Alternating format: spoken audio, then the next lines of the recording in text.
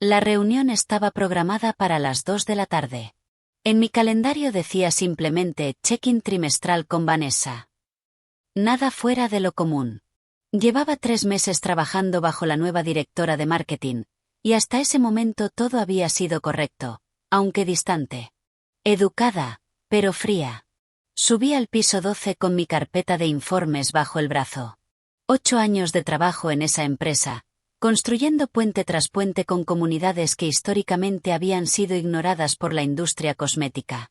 8 años ganándome la confianza de activistas, líderes comunitarios, madres de familia que nunca habían visto productos diseñados pensando en ellas.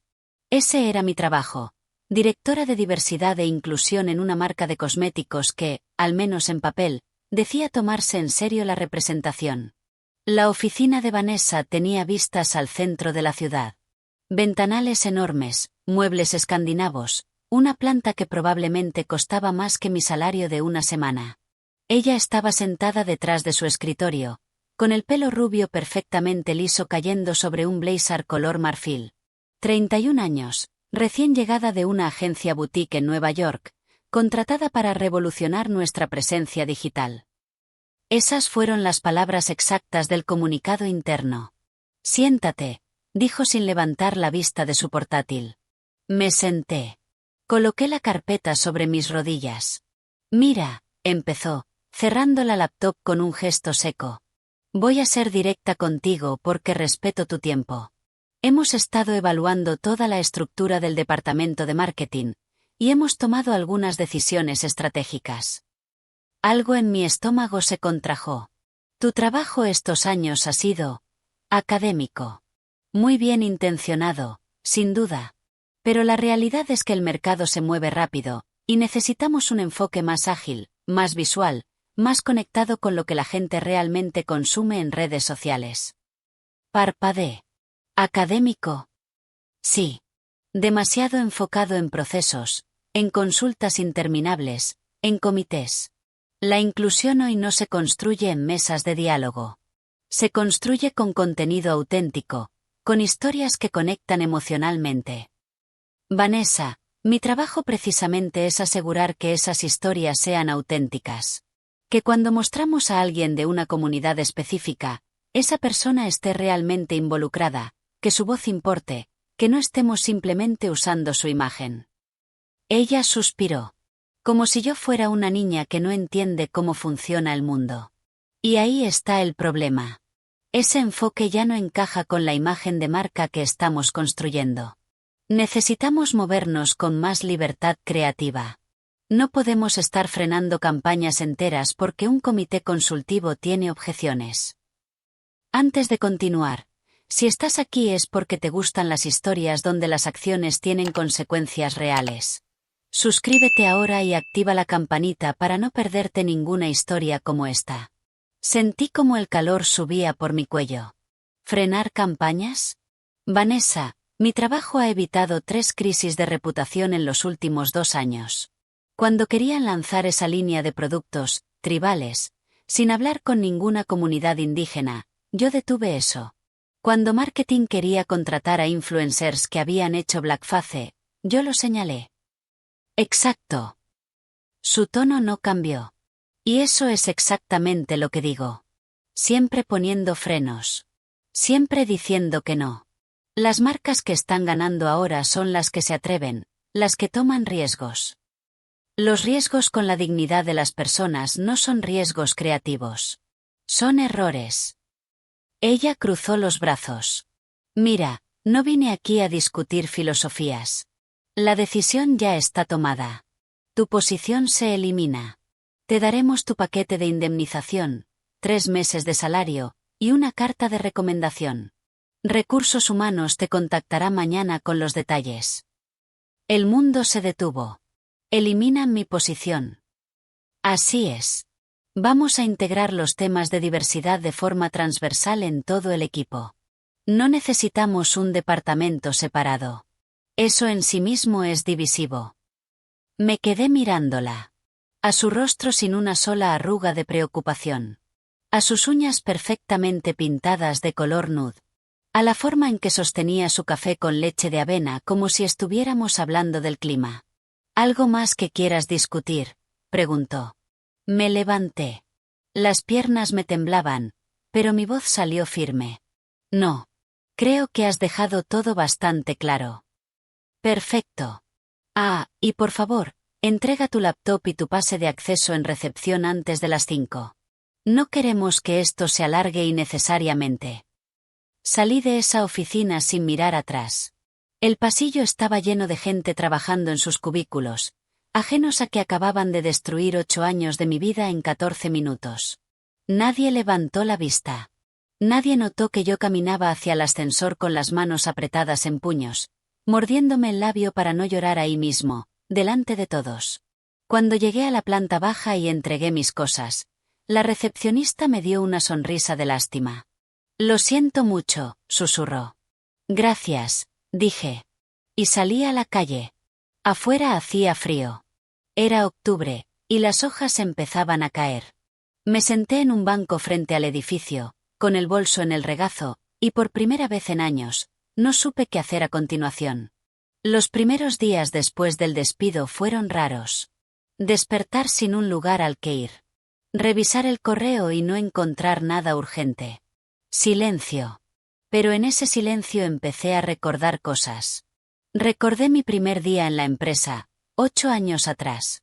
Yo acababa de terminar mi maestría en estudios culturales, y estaba llena de ideales y poca experiencia real. Me contrataron para un puesto que ni siquiera tenía un título claro: coordinadora de iniciativas comunitarias. Básicamente, alguien que se asegurara de que la marca no metiera la pata en temas sensibles. Al principio, nadie me tomaba en serio. Yo era la chica de los talleres aburridos, la que enviaba correos largos que nadie leía sobre por qué esto podría ser problemático. Pero poco a poco, empecé a construir algo real. Conocí a Teresa, una líder comunitaria de una reserva indígena a 3 horas de la ciudad. Ella dirigía un colectivo de mujeres artesanas que hacían textiles increíbles. Fui a visitarla, no como representante de la marca, sino como alguien que quería aprender. Me senté con ella y con otras mujeres durante horas, escuchando sus historias, bebiendo café, viendo cómo trabajaban. Meses después, cuando la marca quiso lanzar una colección de maquillaje inspirada en textiles étnicos, yo propuse algo diferente: colaborar realmente con el colectivo de Teresa. Pagarles como consultoras. Usar sus diseños con su permiso explícito. Poner sus nombres en los créditos. Donar un porcentaje de las ventas a su comunidad. Fue complicado. Finanzas puso 1000 objeciones. Legal quería contratos imposibles. Pero insistí. Y cuando la colección se lanzó, fue un éxito no solo comercial, sino ético. Las mujeres del colectivo aparecieron en nuestras redes sociales contando su historia con sus propias palabras. La prensa especializada elogió el enfoque. Ganamos un premio de responsabilidad social. Pero lo más importante no fue el premio. Fue la llamada que recibí de Teresa 2 meses después del lanzamiento. Mi hija va a poder ir a la universidad, me dijo. Con el dinero de las ventas, pudimos ahorrar lo suficiente. Nunca pensé que eso sería posible. Eso no aparecía en ningún reporte trimestral. No se podía medir en clics ni en impresiones. Pero era real. Luego estaba Marcus, un fotógrafo con parálisis cerebral que usaba silla de ruedas. Lo conocí en un evento comunitario, y me impresionó su trabajo.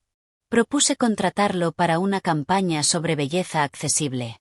De nuevo, encontré resistencia. ¿Va a poder trabajar con el ritmo que necesitamos?, preguntó el director creativo de entonces. ¿Por qué no le preguntas a él?, respondí. Marcus no solo cumplió con los tiempos. Superó las expectativas. Sus fotos tenían una sensibilidad que ningún fotógrafo sin discapacidad había logrado capturar.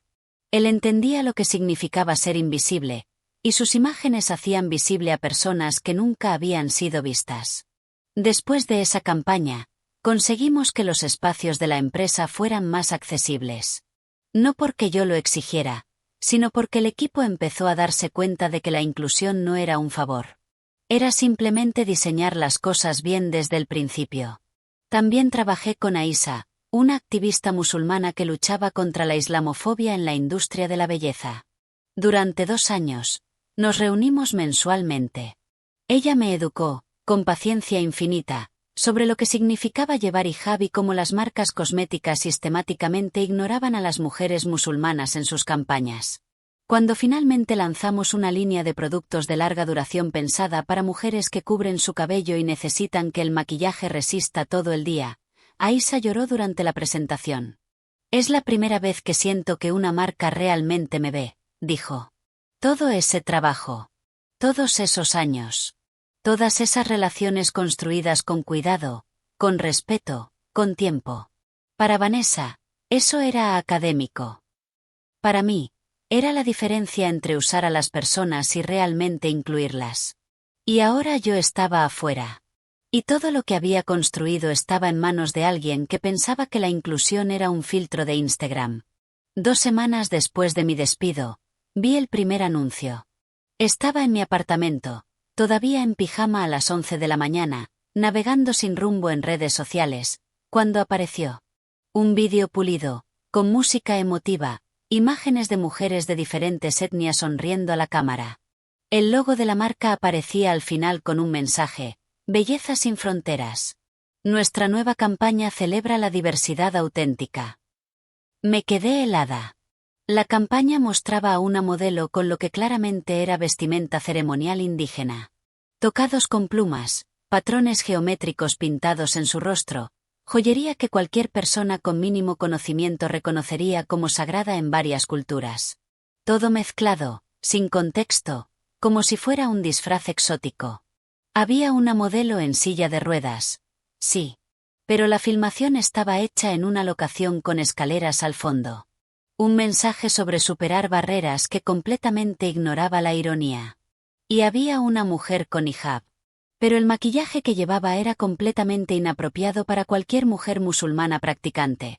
Brillos excesivos, colores llamativos, un estilo que contradecía los principios de modestia que muchas mujeres musulmanas valoran. En los créditos, busqué los nombres de consultores comunitarios. No había ninguno.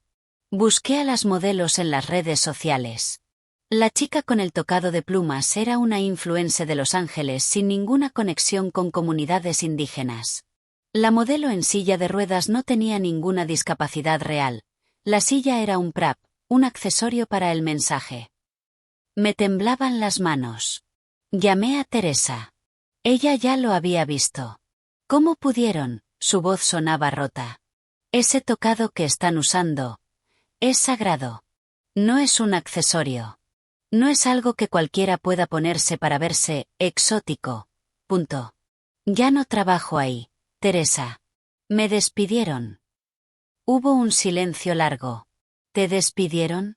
¿A ti? ¿La única persona que realmente nos escuchaba? Sí.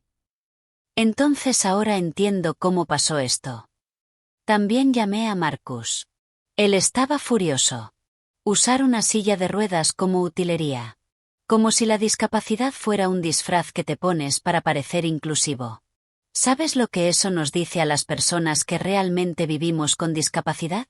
Que solo importamos como imagen, no como seres humanos reales. Y Aisha simplemente me dijo: sabía que esto pasaría cuando te fueras.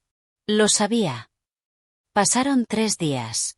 La campaña se lanzó oficialmente en todas las plataformas. $400.000 de presupuesto. Anuncios en revistas, vallas publicitarias en ciudades importantes, colaboraciones con influencers. Y entonces empezó. Un hilo de Twitter de una activista indígena descomponiendo cada elemento problemático del vídeo. Más de 50.000 compartidos en las primeras horas. Un vídeo de TikTok de un creador de contenido con discapacidad explicando por qué usar la silla de ruedas como prop era ofensivo. 2 millones de visualizaciones. Un artículo en un medio especializado en cultura musulmana, titulado «Cuando la inclusión es solo un traje que ponerse y quitarse». Para el 5.º día, había hashtags. Almohadilla boicot Lunara Cosmetics. Almohadilla appropriation not inclusión. Almohadilla performative activism. Yo no participé públicamente. No dije nada en redes sociales. Simplemente observaba cómo todo lo que había advertido durante años finalmente explotaba. Recibí un mensaje de alguien del equipo que todavía estaba en la empresa. Vanessa está en pánico. Están teniendo reuniones de emergencia cada 2 horas. Quiere contactarte. No respondí. 2 días después, recibí un correo de Vanessa. Necesito hablar contigo urgentemente. Creo que hubo un malentendido con respecto a tu salida. Me gustaría explorar la posibilidad de que regreses como consultora externa para ayudarnos a navegar esta situación. Lo leí 3 veces. Luego lo borré. La primera gran cadena de tiendas que retiró los productos fue una cadena nacional de farmacias. Lo anunciaron en un comunicado elegante. En solidaridad con las comunidades afectadas por la reciente campaña publicitaria, hemos tomado la decisión de suspender temporalmente la venta de productos de esta marca mientras se revisa su enfoque hacia la diversidad y la inclusión auténtica. Eso fue el día 11 después del lanzamiento de la campaña. Para el día 14, 2 tiendas especializadas en cosmética también retiraron los productos. Los medios recogieron la historia. No solo medios especializados, sino prensa general. Cuando la inclusión se vuelve apropiación, el caso de una marca de cosméticos que no escuchó. La diferencia entre representación y explotación. El coste de no tener consultores reales de diversidad. Algunos artículos mencionaban que la empresa había despedido recientemente a su directora de diversidad. No mencionaban mi nombre, pero quienes conocían la historia sabían que hablaban de mí. Recibí mensajes de antiguos colegas. Algunos solidarios. Otros preguntándome si yo había filtrado algo a la prensa. Como si yo hubiera tenido que hacer algo. La realidad era que las propias comunidades afectadas tenían voz, y finalmente habían sido escuchadas, aunque fuera por la vía del escándalo. Mi teléfono no paraba de sonar. Periodistas queriendo entrevistas. Yo decliné todas. No quería ser parte del espectáculo. No quería que mi cara apareciera junto a esta debacle. Esto no era sobre mí. Era sobre las personas que habían sido usadas como accesorios. Pero Teresa sí habló con la prensa. Dio una entrevista larga y reflexiva sobre lo que significa la apropiación cultural, sobre cómo durante años había trabajado con la marca bajo un modelo de colaboración respetuosa, y cómo todo eso se había tirado por la borda. La persona que nos protegía ya no está, dijo en la entrevista. Y ahora vemos qué pasa cuando nadie detiene las malas decisiones. Marcus también habló. Escribió un artículo de opinión en un medio importante sobre la diferencia entre inclusión real y performativa. Fue compartido más de 100.000 veces. Para la semana 4, la empresa emitió un comunicado oficial disculpándose. Palabras vacías, redactadas por el departamento legal. Lamentamos profundamente cualquier ofensa causada. Estamos comprometidos con aprender y mejorar. Cancelaron la campaña oficialmente. $400.000 a la basura. Pero el daño iba más allá de lo económico. Varias organizaciones de derechos civiles publicaron declaraciones criticando a la marca. Influencers que habían sido embajadores de la marca terminaron sus contratos. Hubo una protesta pequeña pero simbólica frente a la sede corporativa, con carteles que decían, «Nuestra cultura no es su estética». Yo seguía todo esto desde mi apartamento, con una mezcla de tristeza y una extraña sensación de vindicación que no me hacía sentir bien. No me alegraba de que esto estuviera pasando. Me dolía. Me dolía por las personas que habían sido usadas. Me dolía por los colegas que todavía estaban ahí dentro, tratando de apagar un incendio que no habían provocado. Me dolía por lo que había sido destruido. Una noche, a las 2 de la madrugada, recibí otro correo. Esta vez del director general de la empresa. Apreciada colega, empezaba, lo cual era irónico porque ya no era su colega. He estado revisando lo ocurrido en las últimas semanas y me he dado cuenta de que cometimos errores significativos, tanto en la campaña como en decisiones internas previas. Me gustaría reunirme contigo personalmente para discutir cómo podríamos rectificar la situación. Tu experiencia y tu relación con las comunidades son invaluables. Leí el correo varias veces. Parte de mí quería responder con todo lo que sentía. Con la rabia de haber sido descartada. Con la frustración de que solo me valoraran ahora que todo estaba en llamas. Pero no respondí esa noche. En cambio, llamé a Teresa, a Marcus, a Isa. Les pregunté qué querían ellos. No qué quería yo, sino que necesitaban las comunidades que habían sido afectadas. Justicia, dijo Teresa. Y que esto no vuelva a pasar. Cambios reales en cómo operan, dijo Marcus. No solo palabras bonitas. Que entiendan que no pueden usar nuestras identidades como mercancía, dijo Aisa. Esas conversaciones me dieron claridad. Al día siguiente, respondí al director general. Pero no para decir que sí. Agradezco que me contacte. Sin embargo, cualquier conversación sobre mi posible regreso debe comenzar con acciones concretas hacia las comunidades afectadas. No estoy interesada en ser parte de ejercicios de relaciones públicas. Si realmente hay voluntad de cambio sistémico, hay pasos que deben tomarse primero. Y le envié una lista. No de demandas para mí, sino de acciones para ellos, disculpas públicas específicas a cada comunidad afectada, compensación a las comunidades indígenas cuya iconografía fue usada, creación de un fondo para organizaciones de discapacidad, consultoría pagada a las personas que habían sido explotadas en la campaña, y auditoría externa de todos los procesos de inclusión. No esperaba que aceptaran. Pero lo hicieron. 6 meses después, estaba sentada en una cafetería pequeña del centro, con vista a la calle. Era abril, y los árboles empezaban a florecer. Mi laptop estaba abierta frente a mí, pero no estaba trabajando. Estaba leyendo un artículo. Un análisis de caso académico sobre apropiación cultural en marketing, publicado en una revista especializada.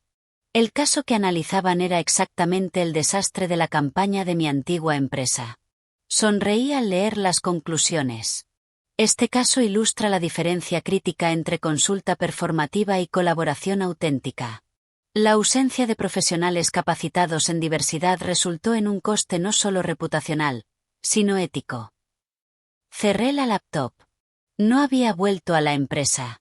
Después de que aceptaran mi lista de acciones, mantuve conversaciones con el director general y con el nuevo equipo que contrataron para reconstruir el departamento de diversidad. Les ofrecí guía, pero desde afuera. En mis propios términos. Resulta que despedirme fue la mejor decisión que tomaron por mí. En esos 6 meses, 3 marcas éticas de cosméticos me contactaron. Querían construir programas de inclusión de la forma correcta, como dijeron. Empresas más pequeñas, con menos presupuesto, pero con valores reales. Me contrataron como consultora independiente. El trabajo era similar, pero la diferencia era enorme. Yo elegía con quién trabajar. Yo ponía los límites. Yo establecía los estándares. Y si alguien no estaba dispuesto a hacer las cosas bien, simplemente no trabajaba con ellos. Esa libertad era algo que nunca había tenido antes. Teresa y su colectivo ahora tenían contratos con 2 de esas marcas. Marcus estaba liderando una serie de talleres sobre accesibilidad en diseño creativo. Aisa había lanzado su propia línea de productos para mujeres musulmanas, y yo estaba asesorándola en el lanzamiento. Pero hubo algo más. 2 meses después del escándalo, un equipo legal me contactó. Resultó que una organización de derechos indígenas estaba preparando un caso sobre apropiación cultural y prácticas comerciales injustas. Querían que yo testificara como experta. No contra mi antigua empresa específicamente, sino sobre prácticas de la industria en general. Acepté. Pasar esos días en la corte, explicando con calma y claridad por qué importaba el consentimiento informado, porque la consulta real era diferente de simplemente contratar a alguien para que apareciera en una foto, porque las comunidades merecían compensación justa cuando su cultura se convertía en mercancía, fue agotador. Pero también fue sanador. Le estaba dando voz a todo lo que había defendido durante años, pero ahora en un contexto donde realmente importaba. Donde tenía peso legal. El caso todavía estaba en proceso, pero ya había generado cambios. Varias empresas habían empezado a revisar sus políticas. Asociaciones industriales estaban desarrollando guías de mejores prácticas. Cambio real. Lento, imperfecto, pero real. Una tarde, recibí un correo de Vanessa. No lo esperaba. Habían pasado meses sin ningún contacto. Sé que probablemente no quieras saber de mí, empezaba el mensaje. Pero quería decirte que tenías razón. En todo. No lo entendí entonces, y pagué el precio. Ya no trabajo en la empresa. Renuncié 3 meses después de la crisis. He estado reflexionando mucho sobre lo que pasó. No espero que me perdones, pero necesitaba que supieras que aprendí una lección dura. Y que lo siento. Leí el correo 2 veces. Parte de mí sintió satisfacción. Otra parte sintió tristeza. No por ella específicamente, sino por todo lo que había tenido que romperse para que alguien aprendiera esa lección. No respondí de inmediato. Lo dejé reposar unos días. Finalmente, escribí algo breve. Gracias por escribir. Espero que tu siguiente paso esté guiado por lo que aprendiste. No necesitaba decir más. Ahora, sentada en esa cafetería en abril, con el sol entrando por la ventana y el sonido de conversaciones a mi alrededor, me di cuenta de algo.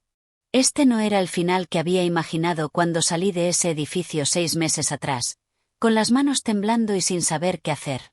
Había imaginado colapso, fracaso, irrelevancia. Pero en cambio, había encontrado algo mejor. Propósito sin compromiso. Trabajo sin tener que justificar constantemente mi existencia. Relaciones auténticas con comunidades que me respetaban no porque fuera conveniente, sino porque había demostrado durante años que se podía confiar en mí.